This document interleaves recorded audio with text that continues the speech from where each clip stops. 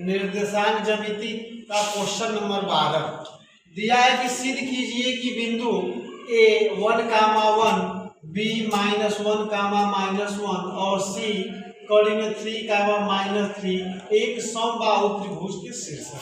हमको यही सिद्ध करना है। तो अब इसको सिद्ध करने के लिए सर्वप्रथम एक त्रिभुज बनाएंगे, समबाहु त्रिभुज।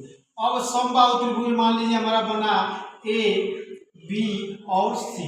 ए का शीर्ष दे दिया है 1,1 और बी का दे दिया है -1, और सी का दे दिया है कड़ी में 3, कड़ी में 3। अब हम ये जानेंगे कि समबाहु त्रिभुज किसे कहते हैं। पहले समबाहु त्रिभुज की जब परिभाषा जानेंगे तभी इस सवाल को हम लगा सकते हैं। समबाहु त्रिभुज की परिभाषा जान लीजिए। वह त्रिभुज जिसकी तीनों भुजाएं समान हो उस प्रकार के त्रिभुज को हम समबाहु त्रिभुज कहते हैं। कहने का मतलब इन तीनों भुजाओं के बीच की दूरी जब ज्ञात करेंगे तो तीनों अगर समान होगा तो हमारा त्रिभुज समबाहु त्रिभुज होगा। तो पहले हम निकालेंगे ए बी के बीच की दूरी का सूत्र होगा कड़ी में x2 - x1 का whole square plus y2 - y1 का होल स्क्वायर। अब इसमें देखिए क्या है, पहला मान दे दिया है x1 बराबर 1 और y1 बराबर भी 1 दे दिया है।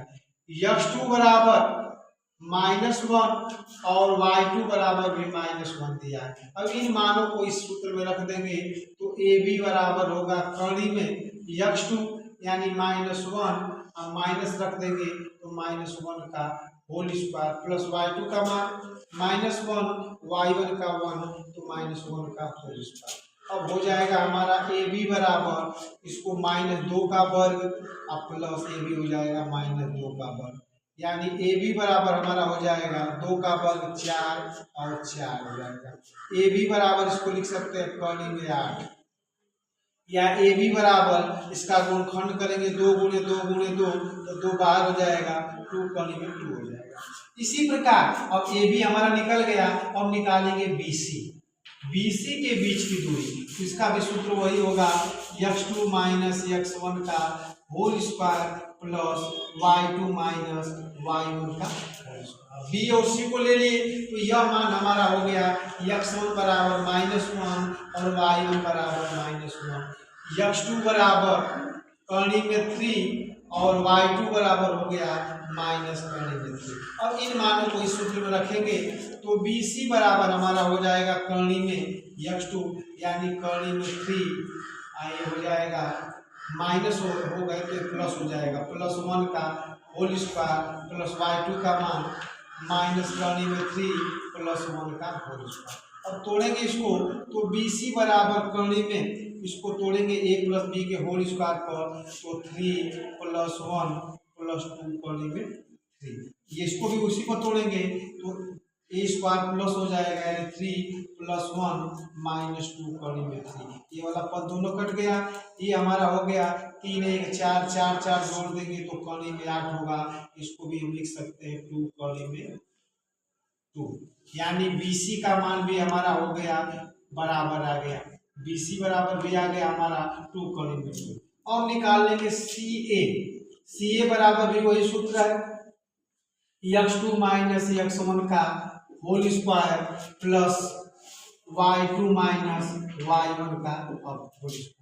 अब CA यानी यह मान हमारा हो गया x1 बराबर दे दिया कड़ी में 3 और y1 बराबर हो गया कड़ी में 3, x2 बराबर हो गया 1 और y2 बराबर हो गया 1।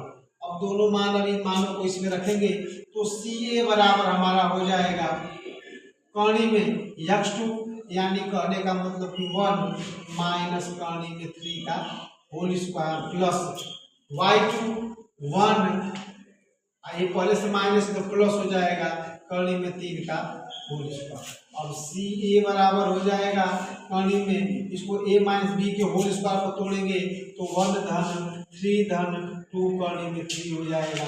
इसको ये माइनस का सूत्र है तो यहाँ माइनस हो जाएगा। इसको प्लस के सूत्र पर तोड़ेंगे तो 1 धन 3 धन 2 कड़ी में 3 हो गया। ये वाला पद इससे कट गया, 3 1 4 और 3 1 4 जोड़ेंगे तो CA बराबर हो जाएगा कड़ी में 8, यानी इसको भी लिख सकते हैं CA बराबर 2 कड़ी में 2।